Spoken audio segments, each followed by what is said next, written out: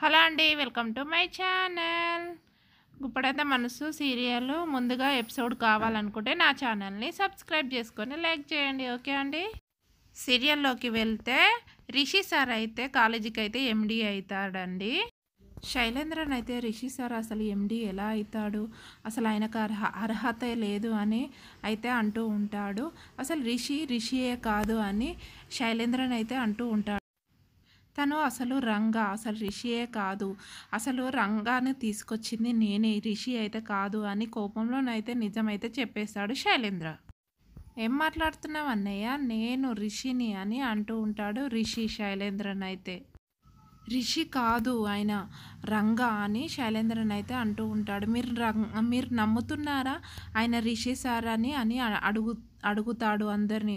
అందరైతే అంటూ ఉంటారు అవును ఆయన రిషి సారే అని అంటూ ఉంటారు. రిషియే కదా, వసుధార మేడమే తీసుకొచ్చారు కదా రిషి సార్ని అని అంటూ ఉంటారు.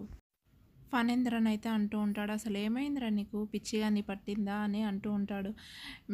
నువ్వు ఎండి కాకపోయేసరికి ఇవన్నీ అంటున్నావా అని ఫణేంద్రన్ అయితే అంటూ ఉంటాడు. రిషి సార్ అయితే శైలేంద్రను గుట్టు చేయడానికే నేను రంగలాగా నటించాను అని నిజమైతే చెప్పేస్తాడు. అలా నిజం చెప్పగానే స్టాఫ్ మొత్తం అందరు షాక్ అయి చూస్తూ ఉంటారు. అన్నయ్యకైతే ఎండి సీటు మీద చాలా ఇంట్రెస్ట్ అయితే ఉన్నది. ఆ ఇంట్రెస్ట్ కారణంగా నన్ను రంగలాగా పిలిపించి నా కుటుంబాన్ని అయితే నాశనం చేశాడు. నా కుటుంబం మీద పగలు పట్టాడు ఈ సీటు గురించి అని నిజమైతే చెప్పేస్తాడు రిషి సార్. రిషి చెప్పిన మాటలైతే అన్నీ విని ఫణేంద్రన్ అయితే లాగిపెట్టి అయితే ఒకటి కొడతాడు చెంప మీద. శైలేంద్రన్ అయితే ఇలాంటి వాడిని క్షమించొద్దు నాన్న, ఇలాంటి వాడిని పోలీస్ స్టేషన్కి పట్టించాలి అని అంటూ ఉంటాడు ఫణేంద్రన్ అయితే. రిషి సార్ అయితే అంటూ ఉంటాడు, పెదనాన్న నువ్వు ఎక్కువగా రియాక్ట్ కాకండి, ఎందుకంటే మీ ఆరోగ్యము బాగుండదు, ఇప్పటికే మీ ఆరోగ్యం అంతంతా ఉంటుంది.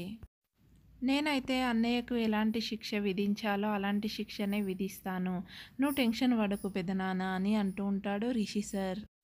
రిషి సార్ అయితే మరొక నిజం చెప్పేస్తాడు, మా అమ్మని చంపింది కూడా ఎవరూ కాదు పెదనాన్న, అన్నయ్యనే చంపేశాడు అని అనేసరికి అందరైతే చాలా అంటే చాలా షాక్ అయి చూస్తూ ఉంటారు. అలా చెప్పగానే ఫణేంద్రన్ అయితే నువ్వు క్షమిస్తావేమో రిషి, నేనైతే అస్సలు క్షమించను అని అయితే పోలీసు వాళ్ళకైతే ఫోన్ చేస్తాడు ఫణేంద్రన్ అయితే. అలా ఫోన్ చేస్తుంటే శైలేంద్రన్ అయితే అందరి కళ్ళు కప్పైతే తప్పించుకొని ఏదో ఒక మూలన అయితే కూర్చొని చూస్తూ ఉంటాడు. రిషి అయితే వసుధారతో అంటూ ఉంటాడు, వాడు ఎక్కడ దాచుకున్నా కానీ నేను ఎలా రప్పించాలో వాడిని అలాగే రప్పిస్తాను అని అంటూ ఉంటాడు రిషి సార్. పెద్దమ్మనైతే బయటే ఉంది కదా, ఒకసారి కాకుండా ఒక్కసారి అయితే అన్నయ్యనైతే ఫోన్ చేస్తాడు, అప్పుడైతే నేను పోలీసు వాళ్ళకు నేను కంపల్సరీ అయితే చెప్తాను అని అంటూ ఉంటాడు రిషి సార్. అలా అయితే అందరూ మాట్లాడుకుంటూ ఉంటుంటే మను అయితే వస్తాడు. మను వచ్చి అయితే మహేంద్రని చూడగానే చాలా సంతోషపడుతూ ఉంటాడు. మను అయితే ఈయన నా తండ్రి అని అనుకుంటూ ఉంటాడు. నా తండ్రి అని తెలియకముందే మహేంద్ర సార్ మీద ప్రేమ అభిమానం అయితే చూపించాను, ఇప్పుడు నా తండ్రి అని తెలిసాక మరింత ఎక్కువైపోయింది అని మను గారు అయితే అనుకుంటూ ఉంటాడు. ఇలాంటి తండ్రి ఉండడం నాకు గొప్ప విషయమే, కానీ ఎందుకు నన్ను మా అమ్మనైతే వదిలేసి ఒంటరిగా చేశాడు అని అనుకుంటూ ఉంటాడు. ఫుల్ వీడియో కావాలనుకుంటే నన్ను సబ్స్క్రైబ్ చేసుకొని లైక్ కొట్టండి. ఓకే అండి, బాయ్ అండి.